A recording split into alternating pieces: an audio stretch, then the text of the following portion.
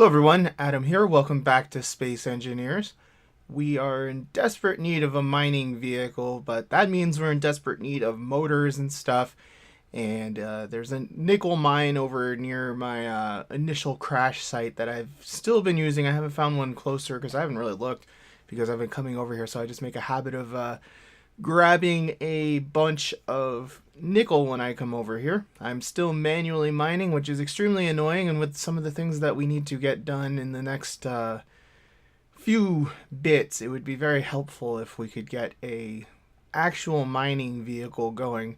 I have never mined on a planet before with a vehicle. I'm a little bit worried about it because oddly enough I find a lot of things a lot easier in space. There are some things that are easier on planets, but space engineer is actually kind of easier when you're in space because unlike real life where you have to worry about supplies and stuff so much, in space engineers all that's pretty easy to take care of. So the gravity just adds a whole nother wrinkle to things, and I guess, well, I wouldn't say that atmospheric thrusters are actually better than the ion thrusters because they both do not consume fuel. They just use energy, so it's kind of a wash on that. So, like most of these small vehicles, I'm going to base the mining vehicle off of the chassis of my proven design here. There's going to be a few differences. I actually am going to just move over here because I can't really work very well where I was. We're just using a projector and projecting it over there, and it's been pretty handy. Why reinvent the wheel? This ship is going to be modified pretty heavily over this one, but the core of it is relatively the same. And the projector just makes it easier. Why count blocks and stuff to make it similar? And all that. Get some landing gear slapped on here. I'm still using these above ground cargo containers for now. It's something that I do need to remedy, start getting some piping going and stuff. We're kind of past the initial zone where everything is kind of difficult. Now we're gonna go strip the rover down. This rover is never roving again, so it's like we left it in a bad neighborhood here. Just rip the wheels off. Don't have cement blocks to put it on, but oh well, you get the idea.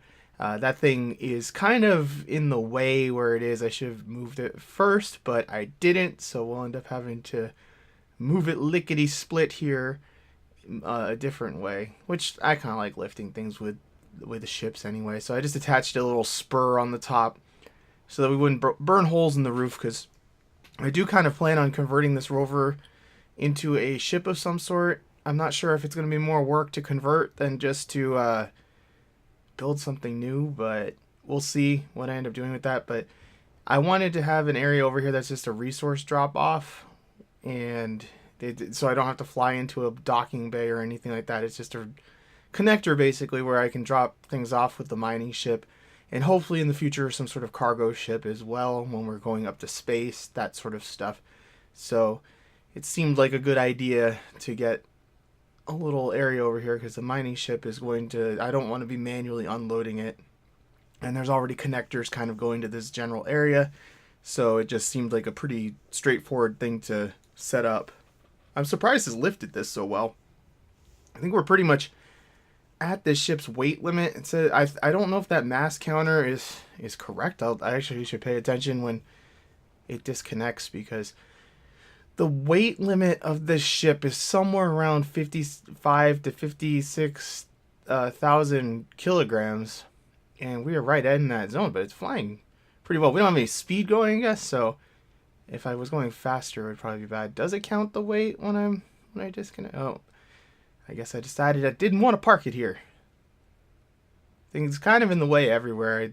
I should just go leave it a little bit farther away, but there's still stuff I want to strip off of it, and I didn't want to walk too far or fly over or whatever.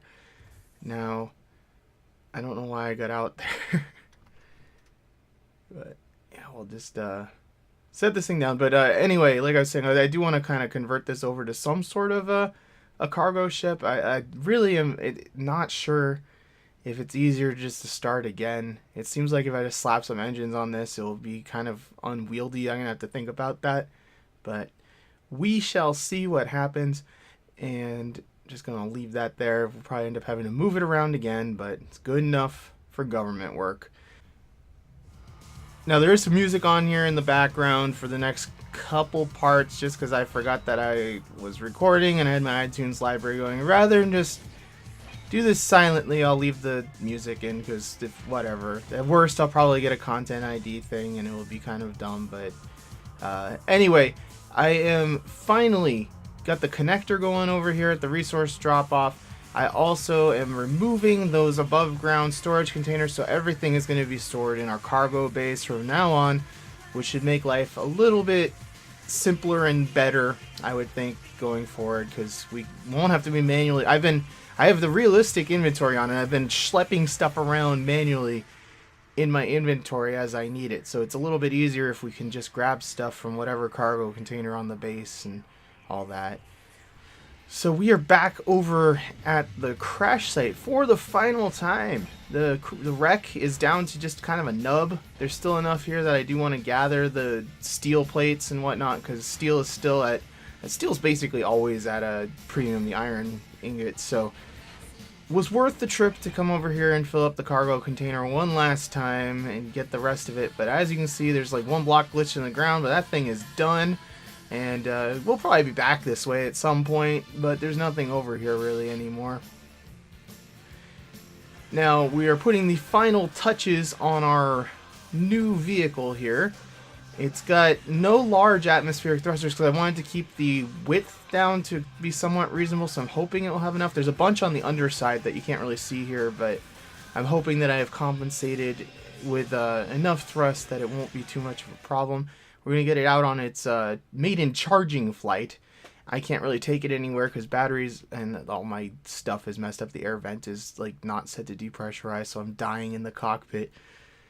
Gonna have to remedy that real quick. But yeah, the batteries come with a small charge, not much, and so we need to get it on the base, because I have been building all these electric vehicles. I'm probably going to build a reactor-powered scout ship of some sort, like a little fast thing that doesn't really have any cargo capacity, just to be able to fly out and check stuff out more easily, because it's kind of unwieldy taking one of these out. They can't go more than about an hour long, maybe 2 hours round trip, and if they have cargo, even less than that. So batteries are cool and all for these kind of small utility craft that only operate within a limited range, but it would be nice to have something that can get out a little bit farther, but isn't a full-out starship or something. Just a little, like I said, a little scout recon ship.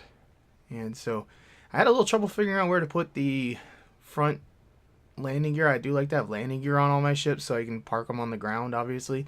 And I like there to be at least 3 so that it will stand even if there's no power. But I got to work out where to put one. And there's some amazing docking skills by me. I'm getting used to flying this thing. I'm not used to what altitude I need to be at for this connector. I got a lot of excuses. The sun was in my eyes. You know, it was a Tuesday. I'm bad on Tuesdays. I don't know. But anyway, we got to get this bad boy charged up. There is an iron deposit not very far from here. And as I mentioned earlier, iron is always at a premium. So we sat in there and let it charge up. I walked away for a little bit and got a full tank of fuel. Good to go. I need to get because this was made from a blueprint. It still has stuff on it from the original ship. I need to go through and rename everything too. I'd like to have every ship have a little 2-letter prefix, at least. Some of the bigger ones I just give names to, so that when I set up my action groups, they don't conflict with each other. It makes it easier to search a specific cargo bay and all that stuff too. So I do always go through and rename everything. I was a little nervous going out here because we still are somewhat limited on resources, so if I damage this ship or destroy it, it's kind of a big deal still. Plus, there was a lot of time, and I haven't blueprinted it yet because I wanted to make sure it worked. At some point, I probably will make some sort of fabricating system so that if we lose one of these little ships, we can just print out another one. Because little ships are pretty easy to do that with. But I have not done that yet because I have a million things that need to be done, and only so many hours in the day to record, or in the week, really. So this is a manually dug hole. Obviously, it is not big enough for the ship to go through. This is what I'm talking about. Like, in space, you don't have to worry about your relative pitch and yaw and all that crap. You just float. It's a lot easier. And the ship, most of the thrust is forward and down. Like the vast majority of it is down, but it has quite a few thrusters going forward too, because we're going to be angled down digging a lot, and I want it to be able to reverse well. And we're just using the old right mouse button mining here to widen this, and it actually makes a huge hole. I was a little bit happy about that because I was concerned about if we would actually be able to safely navigate these mine shafts, but it seems like it's pretty darn easy actually. There's a lot of room. I was surprised at how much room the drill makes actually. So just kind of following the general path of my hand drilled tunnel here. A little hard to see with dust. I could turn on the spotlight, but it's not really the darkness, it's more just the dust that's in the way seeing what I'm doing. Be a good reason to actually have the drills a little bit farther forward on a larger mining ship, I think, because it makes it pretty darn hard to see where you're going. There wasn't room to put the drills very far forward on this because I tried to keep it fairly compact. I'd like these ships to be small.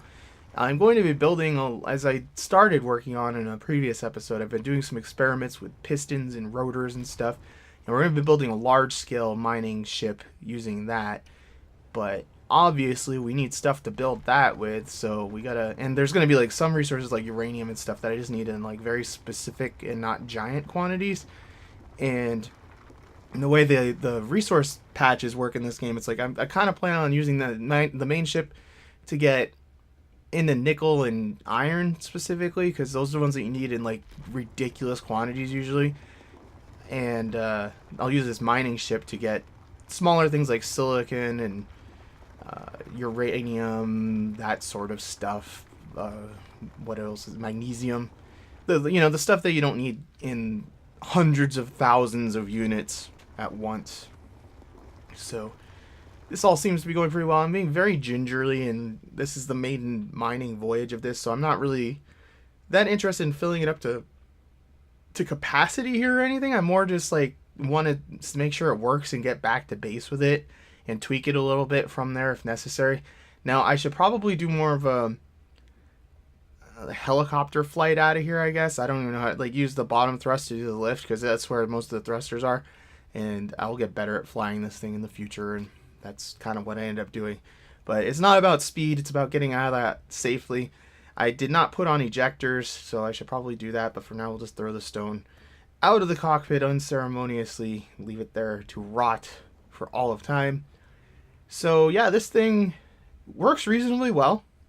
It's a little slow going. Like I said, I should pitch the nose down. That's what I end up doing in the future, but I just wanted to kind of get used to its flight characteristics with the added weight of all that ore on board, and in the end it actually turns out that I can fill it up to about 62 to 63,000 kilograms is about when it's full to capacity, and so we're about 8,000 kilograms short of that, which is fine. So anyway, this is going to really speed up our mining process. I can go zip out, pick up nickel or whatever I need for motors. We need to start getting some work done around the base. I would like to have, in the next couple episodes, I'd like to get a few more things done, like get the hangar bay under construction so there's actually somewhere for all these ships to live, because I would like them all to be fully charged at all times.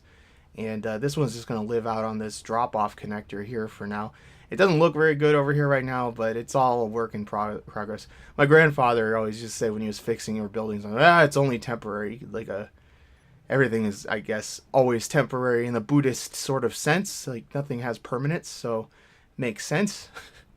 But anyway, I do want to thank you for watching. This episode's going to be a little bit shorter. I have a bunch of stuff I've recorded this week, so I'm going to try to get to getting another episode edited when time allows later tonight. And I think we're going to be working on the hangar bay next and all that stuff. So anyway, guys, I want to thank you for your support. I want to thank you for watching. I'm going to go through here and manually rename all this stuff because it annoys me when it's sort of named MV, some of the stuff, but I gotta do that. I'll do that off camera because it's crazy. And I will catch you in the next episode. So thanks again for watching.